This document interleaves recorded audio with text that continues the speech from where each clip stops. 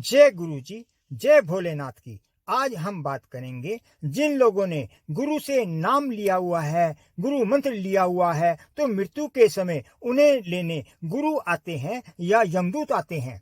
जानकारी पसंद आए तो वीडियो को लाइक कीजिएगा, चैनल को सब्सक्राइब कीजिएगा और बेल आइकन को प्रेस कर लीजिएगा ताकि आपको नई नई जानकारी मिलती रहे। तो लीजिए, आइए शुरू करते हैं। किसी भी परिस्थिति में गुरु का अनादर नहीं करना चाहिए, क्योंकि गुरु का अनादर करने के बाद आपके पास फिर और कोई ठिकाना नहीं रह जाता जहां जाकर आप अपनी गलतियों का प्रायश्चित कर सकें या आपकी गलतियां क्षमा हो सकें। भगवान यदि रूठ जाए तो गुरु की शरण में जाकर भगवान को मनाया जा सकता है, लेकिन यदि गुरु ही रूठ जाए तो फिर भगवान को कौन मनाएगा।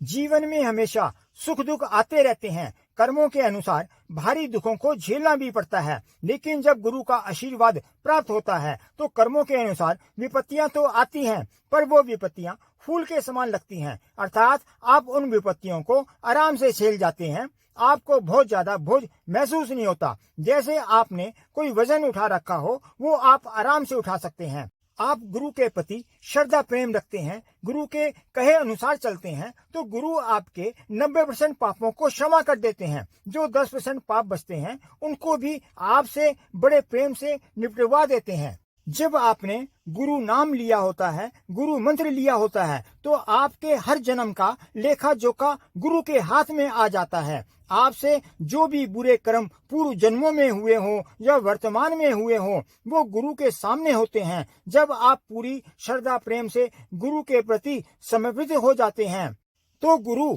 आपके सारे जीवन का सारे अच्छे बुरे कर्मों का कंट्रोल अपने हाथ में ले लेते हैं। जब गुरु और आपका डायरेक्ट कनेक्शन हो जाता है तो फिर आपके शुभ अशुभ कर्मों का निपटारा करना गुरु के हाथ में होता है।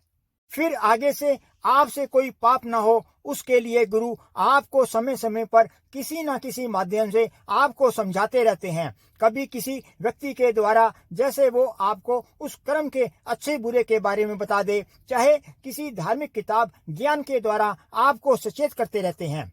गुरु आपके अंतर्मन में बैठ करके अच्छे बुरे का ज्ञान देते रहते हैं। कई बारी आप सोचते हैं कि मेरा यह काम हो जाए, उसमें मेरा यह फायदा है, पर गुरु को पता है कि किस में आपकी भलाई है। कई बारी बहुत ज्यादा आप किसी परेशानी में फंस जाते हैं तो गुरु आपको ऐसे उस परेशानी से बाहर ले आते हैं जैसे मक्खन में से बाल को निकाल लिया जाता है।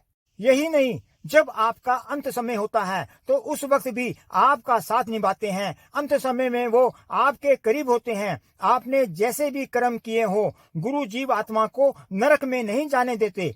आपके सब अच्छे बुरे कर्मों का भार गुरु के कंधों पर होता है। भगवान भी जब देखते हैं कि इसकी पीठ पर तो गुरु का हाथ है, तो फिर वे बीच में नहीं आते।